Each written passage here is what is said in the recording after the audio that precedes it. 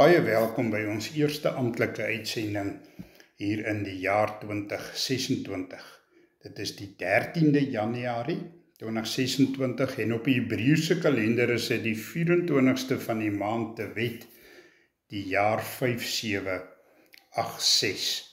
Ons gaan hierdie jaar afskop deur 'n bietjie te kyk na die briewe wat Paulus aan die gemeentes in die Nuwe Testament geskrywe het. Ek hoop u gaan dit saam met my geniet. Paulus skryf aan die gemeentes. Paulus se briewe versterk die Christenorganisasies. Die pasgestigte Christengemeente sou 'n belangrike rol speel in die vervulling van Jehova se voorneme. Maar die eerste eeuse Christene het gou die teiken van teenstand geword. Sou hulle onkreukbaarheid teenoor God handhaaf te midde van vervolging van buite die gemeente en ander subtieler gevare daarbinne. Die Christelike Griekse geskrifte bevat 21 briewe wat die nodige raad en aanmoediging verskaf het. 14 van die briewe van Romeine tot Hebreërs is deur die apostel Paulus geskryf. Hierdie briewe is vernoem na diegene aan wie dit gerig is, het sy 'n individu of die lede van 'n spesifieke gemeente. Kom ons kyk na 'n paar van die onderwerpe wat in Paulus se briewe gedek word. Vermaanings oor sedes en gedrag. Diegene wat hoerery, egbreek en ander grove sondes beoefen, sal God se koninkryk nie beerf nie. Galasiërs 5:19 tot 21, 1 Korintiërs 6:9 tot 11. Aanbidders van God moet verenig wees ongeag hulle nasionaliteit. Romeine 2:11, Efesiërs 4 vers 1 tot 6. Hulle moet blymoedig van hulself gee om hulp te verleen aan medegelowiges wat dit nodig het. 2 Korintiërs 9:7. Bid onophoudelik, sê Paulus. Ja, aanbidders word aangespoor om hulle hart in gebed voor die Here uit te stort. 1 Tessalonisense 5:17, 2 Tessalonisense 3, 1 Filippense 4 vers 6 en 7. Gebede moet in geloof gedoen word om deur God verhoor te word. Hebreërs 11:6. Vraag: wat sal gesinne help om te floreer? Mans moet hulle vrouens lief hê soos hulle eie liggaam. Vrouens moet diep respek vir hulle mans hê. Kinders moet hulle ouers gehoorsaam, want dit behaag God. Ouers moet hulle kinders liefdevol rig en oplei deur goddelike beginsels toe te pas.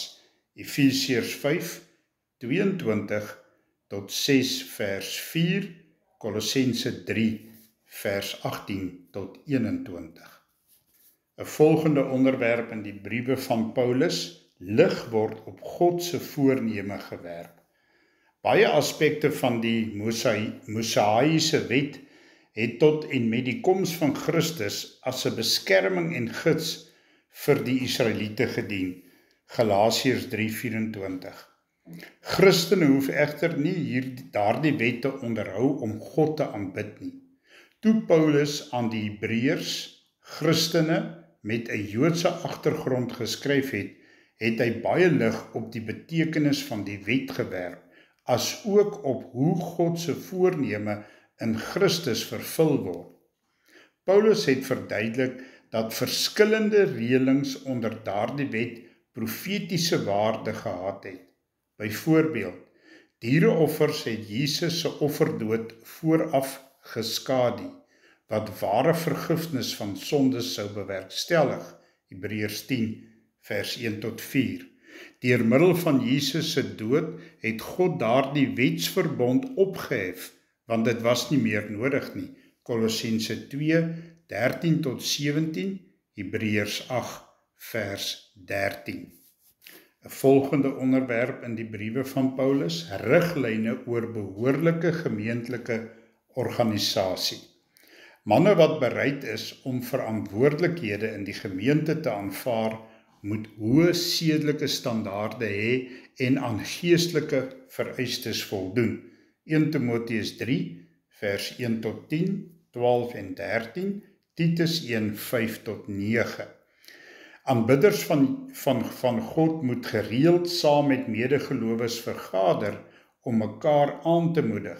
Hebreërs 10, 24 en vers 25. Vergaderinge vir aanbidding moet opbouend en leersaam wees. 1 Korintiërs 14, vers 26 en 31. Teen die tyd dat Paulus sy tweede brief aan Timoteus geskryf het, was die apostel weer in Rome. Hy was 'n gevangene en het gewag op die voltrekking van sy vonnis. Net 'n paar moedige persone het dit gewaag om hom te besoek. Paulus het geweet dat sy tyd kort is. Ek het die goeie stryd gestry, het hy gesê. Ek het die wedloop eintyd gehardloop. Ek het die geloof bewaar. 2 Timoteus 4, vers 7. Paulus het waarskynlik kort hierna 'n marteldood gesterf, maar die apostelse briewe voorsien vandag nog leiding aan ware aanbidders van God. 'n Klein bietjie meer oor Paulus. Paulus het eers die naam Saulus gehad. Hy is in Tarsus, die eens welvarende hoofstad van Sicilië in die suide van Turkye gebore en was 'n Romeinse burger. Hy is egter in Jerusalem grootgemaak en onderrig deur die Joodse rabbi Gamaliel en het ook die universiteit by Tarsus bygewoon. Voor Paulus tot bekering gekom het, was hy 'n fariseer. In Filippense 3, 5 tot 6 lees ons die volgende oor hom. Ek is besny op die 8ste dag, afkomstig uit die volk Israel, uit die stam van Benjamin, 'n Hebreër uit die Hebreërs, wat die wet betref 'n fariseer, wat ywer betref 'n vervolger van die kerk, wat geregtigheid op grond van wetsbeoefening betref, onberispelik. Hy het dus presies geweet wat dit beteken om 'n Jood te wees en die wet te onderhou. Na sy bekering word Paulus een van die toegewydste Christene wat daar was. Dit beteken dat hy ook weet wat dit beteken om 'n Christen te wees en Jesus te volg. Juist daarom dra sy briewe soveel gewig, want hy verstaan om dit so te stel beide kante van die muntstuk. Paulus se gevangenskapsbriewe. Paulus het 4 briewe geskryf wat algemeen bekend staan as sy gevangenskapsbriewe, omdat hy in die tronk was toe hy daardie briewe geskryf het. Hierdie 4 briewe is Efesiërs, Filippense, Kolossense en Filemon. Dit is dan ook na interessanthede omtrent hierdie briewe waarna ons vandag kyk. Die brief aan die Efesiërs. Efesiërs was een van die belangrikste stede van die Romeinse Ryk. Die stad het gelê op 'n strategiese handelsroete van Rome na die ooste. 'n Groot bron van inkomste in die stad was die tempel van Artemis of Diana, 'n fertiliteitsgodin. Baie mense het spesiaal na die stad gereis om by die tempel te kom aanbid. In Handelinge 19 vanaf vers 23 lees ons dan ook hoe die stad in oproer gekom het toe Paulus daar gepreek het en hierdie aanbidding verdoem het. Paulus se briewe het aanvanklik nie titels gehad nie. Die briewe is bymekaar gemaak en 'n titel is toegeken na aanleiding van die gemeente waarna dit gestuur is. Die vroegste Griekse manuskripte bevat nie die woord Efese of Efesiërs nie. Dis in die kantlyn langs die hoofteks in die eerste eksemplare bygevoeg.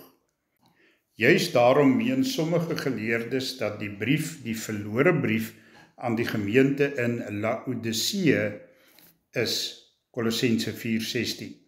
Ander is egter van mening dat dit wel vir Efese bedoel was. Hierdie is die enigste van Paulus se briewe wat nie 'n persoonlike groete aan spesifieke mense bevat nie. Daarom glo baie dat hierdie brief nie slegs vir Efese bedoel was nie, maar ook vir die ander Christene in die omgewing. In Efesiërs balanseer Paulus lering wat ons glo en verpligtinge wat ons doen. Die eerste 3 hoofstukke gaan oor wat God gedoen het en die laaste 3 gaan weer oor wat ons moet doen. Die brief aan die Filippense. In die evangelie lees 'n mens baie gelykenisse wat Jesus vertel het. Elke gelykenis was 'n storie oor alledaagse dinge wat die mense kon verstaan, wat dan 'n geestelike les gehad het. Dink maar aan die gelykenis van die saaier. Net gou in die evangelies is natuurlik die van Matteus, Markus, Lukas en Johannes. Paulus gebruik in sy briewe alledaagse dinge om geestelike waarhede tuis te bring. Een van die interessantstes kry ons in die brief aan die Filippense. In 42 voor Christus het Filippi militêre of koloniale status ontvang as gevolg van 'n geveg wat daar naby gewen is. Dit het vir hulle sommer baie voordele ingehou. Hulle het nie belasting betaal nie en het hulle eie regering gehad. Hulle het ook dieselfde voordele geniet as die mense in Rome. Die stad was dus amper soos 'n klein Rome in die middel van die Griekse kultuur. Paulus gebruik hierdie feit om 'n geestelike waarheid by hulle en ons vas te lê. In Filippense 3 vers 20 lees ons burgerskap is egter in die hemel, vanwaar ons as verlosser die Here Jesus Christus verwag. Die gelowiges in Filippi sou hierdie waarheid goed verstaan. Hulle sou verstaan dat net soos hulle dieselfde voordele as die inwoners van Rome het, hulle ook nou reeds alle hemelse voordele geniet. Daar was ook 'n amfitheater in Filippi waar sportbyeenkomste of sportspele gehou is. Ook dit word deur Paulus gebruik om 'n geestelike waarheid by die gelowiges tuis te bring. In Filippense 3 vers 13 tot 14 kry 'n mens die idee van 'n atleet wat nie agtertoe kyk nie, maar voluit hardloop om eerste by die eindpunt te kom en die prys te behaal. Die brief aan die gelowiges in Kolosse. Nog een van Paulus se briewe wat 'n interessante agtergrond het, is die brief aan die Kolossense. Hierdie gelowiges het te doen gehad met 'n dwaalleer wat gnostisme genoem is. In sy brief aan hulle weerlê Paulus dan ook die verskillende leerstellings van hierdie dwaalleer. Die woord gnostisme kom van die Griekse woord gnosis. Dit beteken om te weet. Die aanhangers van hierdie leer het beweer dat hulle 'n hoër intellek gehad het en geestelike dinge beter kon verstaan en interpreteer. Hulle leerstellings het 'n mengsel van wettiese Judaïsme, Christelike waarhede, Griekse filosofie en Oosterse geheimenisse bevat. Ongelukkig vandag kry ons nog die sulkes wat dit aanhang. As jy hulle leer aangehang het, dan het jy volgens hulle 'n volheid gekry wat ander nie gehad het nie. En juist daarom gebruik Paulus woorde soos volheid, vervul, volmaak en volle 'n hele klomp keer in hierdie brief. Daarmee verduidelik hy Christus se voortreffelikheid en ook die volheid wat ons in hom het. Die brief aan Filemon. Hierdie brief word gesien as 'n juweel van die oortredingskuns. Hoekom? Filemon het in Kolosse gewoon. Hy het 'n slaaf met die naam Onesimus gehad, wat van hom af weggeloop het en by Paulus uitgekom het. Paulus het hom na Jesus gelei en hy het 'n Christen geword. Nou stuur Paulus Onesimus terug na Filemon. Hy skryf vir hom 'n brief en pleit dat Filemon nie vir Onesimus straf oor hy weggeloop het nie, maar hom eerder terugvat as 'n broer in Christus. Hoewel Paulus nie vra dat Filemon vir Onesimus sy vryheid gee nie, word dit tog geïmpliseer. Hierdie is een van Paulus se persoonlike briewe, maar was ook bedoel vir die huisgemeente wat in Filemon se huis bymekaar gekom het. Juist daarom kom die boodskap van versoening tussen gelowiges, ongeag hulle stand, duidelik in die brief na vore. Wanneer ons in die Nuwe Testament die briewe van Paulus lees en probeer verstaan, sal ons agterkom dat agtergrond 'n baie belangrike beginsel in hierdie briewe is. Ons moet verstaan vanuit watse agtergrond is hierdie briewe geskryf. Dit sal elkeen van ons help, wanneer ons die agtergrondskennis het, sal dit elkeen van ons help om te verstaan waarom sekere dinge juis in daardie boek of daardie brief geskryf is deur Paulus.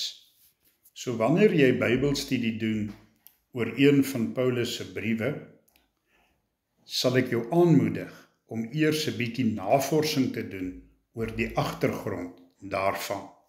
Jy sal baie keer verbaas wees hoe dit jou help met jou studies en hoe jy sekere dinge in die woord, veral in Paulus se briewe, beter sal verstaan. Enkele gedagtes oor Paulus se briewe.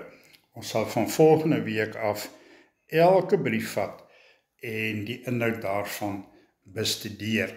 Die apostel Paulus is die menslike skrywer vir wie die Heilige Gees by verre die meeste gebruik het in die boekstelling van die woord van God. Van die 27 boeke van die Nuwe Testament is die helfte, naamlik 13, byna die helfte dan, die werk van Paulus.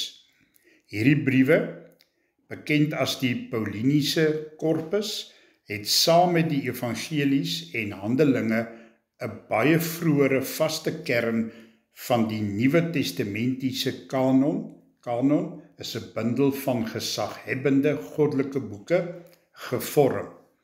Die waarde en gesag van Paulus se briewe is van die heel begin af aanvaar en die heel vroegste getuienis reeds uit die 1ste eeu vind ons nog binne die Nuwe Testament self en wel in 2 Petrus 3:15 tot 16. Teen die tweede helfte van die 2de eeu kom hulle in vroeëre kanonlyste reeds by name voor en in ons oudste manuskripte van die briewe kom hulle feitelik konsekwent reeds voor in die volgorde waarin hulle in ons Bybel staan. En dit is volgens lengte van die geskrifte en nie volgens hulle kronologiese orde nie. Verlore briewe van Paulus. Ons weet inderdaad dat die apostel nog ander briewe geskryf het wat nie in die Nuwe Testament ingesluit is nie en wat ons ook nie meer besit nie. So lees ons in 1 Korintiërs 5 van 'n vorige brief aan die Korintiërs en in 2 Korintiërs 2:4 van 'n brief geskryf onder baie trane wat na 1 Korintiërs maar voor 2 Korintiërs geskryf is. Verder lees ons in Kolossense 4:16 van 'n brief van Paulus aan die Laodicense. Ook die brief is verlore. Natuurlik kon Paulus naas die 3 ook nog ander geskrifte geskryf het.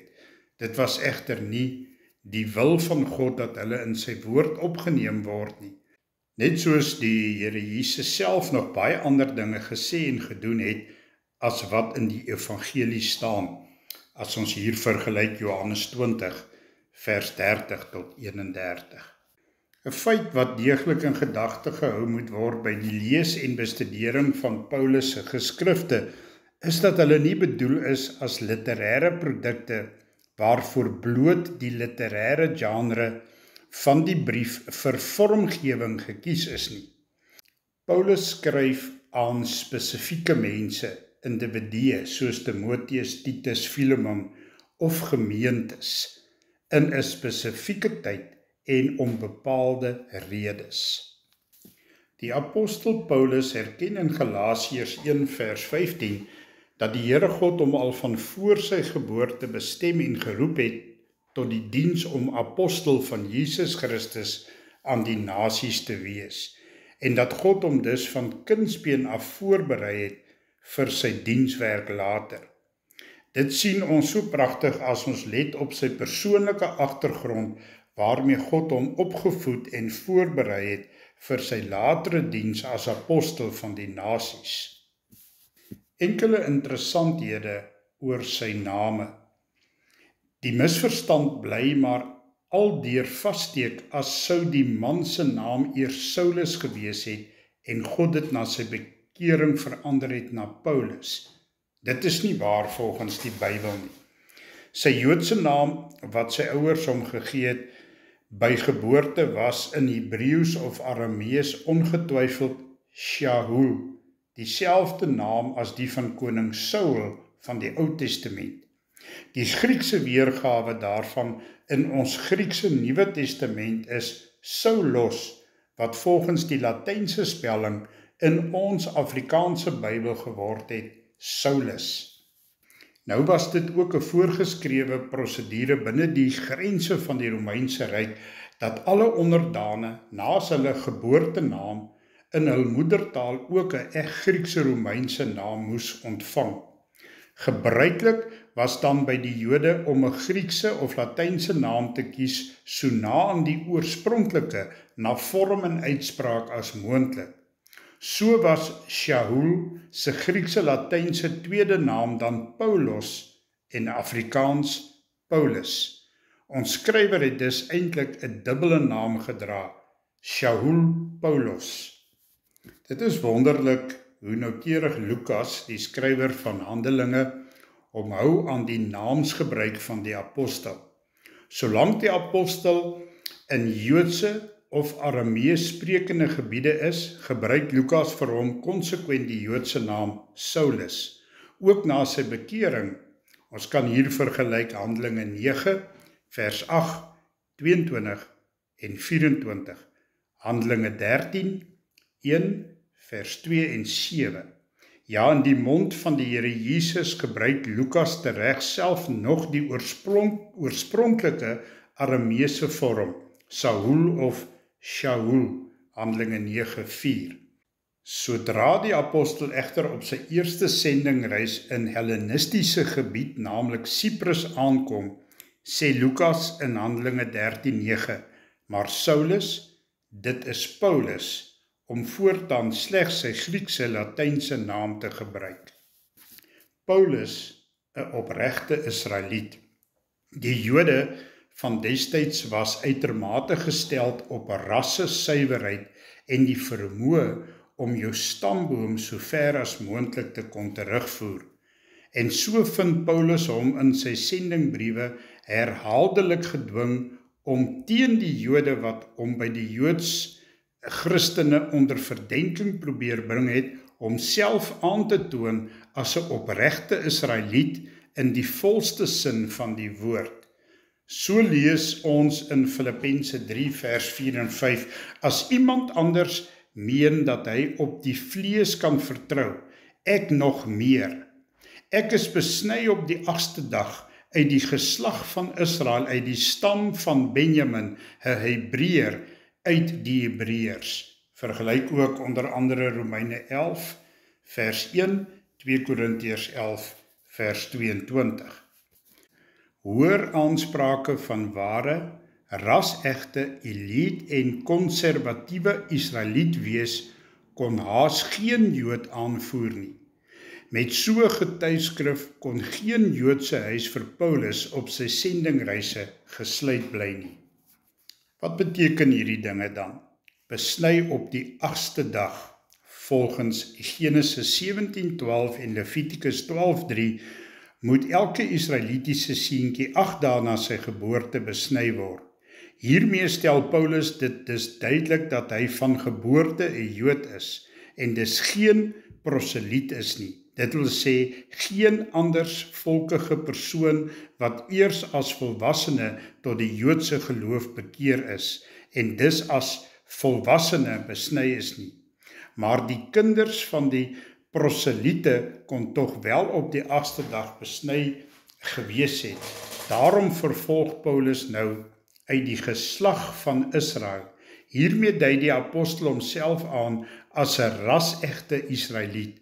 Hy is gebore uit suiwer Israelitiese vaders, so ver terug as vader Jakob of dan Israel self. Inderdaad, het die Jode van die tyd van die Nuwe Testament besondere prys daarop gestel dat iemand hom as 'n vooraanstaande Jood aangesien te wil word, sy geslagregister moet kan uitlê, verkieslik dan so ver terug as die aartsvaders. 'n Soortgelyke kwalifikasie stel Paulus in Romeine 11 vers 1 en 2 Korintiërs 11 vers 22 wanneer hy homself aandui as nakomeling of uit die nageslag van Abraham. Uit die stam van Benjamin. Paulus trek die sirkel al nouer sodat al minder Jode saam met hom sou kon spog. Die stam van Benjamin was om verskillende redes gereken as een van die elite stamme van Israel. Eerstens was Benjamin kind van Rachel, Jakob se lieflingsvrou. Tweedens was Benjamin die een seun van Jakob wat in Kanaan self gebore is. Derdens was die stam van Benjamin die enigste stam naas Juda wat aan Dawid en die Dawidshuis getrou gebrei het, wat saam met Juda die koningsstam, die 2 stamryk van Juda gevorm het, toe die ander 10 stamme afvallig geword het. Paulus sê hy is ook 'n Hebreër uit Hebreërs. Hiermee sê Paulus, hy is 'n uitsoekjood. 'n Hebreër het in hierdie tyd iemand aangedui wat nog Hebreëus, die taal van die skrifte, magtig was. 'n Hebreër uit Hebreërs wil sê ook my vader en moeder was Hebreëus sprekend. In 'n tyd waarin die diaspore Jode feitelik deur die bank net Grieks gepraat het en die Palestynse Jode net Aramees, was dit beskou as 'n teken van besondere tradisievastheid en kultuurtrou om nog Hebreëus self ook te kon praat. So was Paulus dan van huis uit opregte Israeliet in die volle sin van die woord.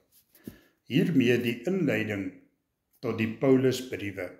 Van volgende week af kyk ons spesifiek na elke brief wat Paulus geskryf het en wat in die Ou Testament opgeneem is. 'n volle 13 van hulle. Ek hoop u sien uit daarna om dit saam met my deur te werk. Ontvang die priesterlike seën van die Here. Die Here sal julle seën en julle beskerm. Die Here sal tot julle redding verskyn en julle genadig wees. Die Here sal julle gebede verhoor en aan julle vrede gee. Numeri 6 vers 24 tot 26. Tot volgende keer. Jesus en ons is baie lief vir elkeen van u. Ja, amen.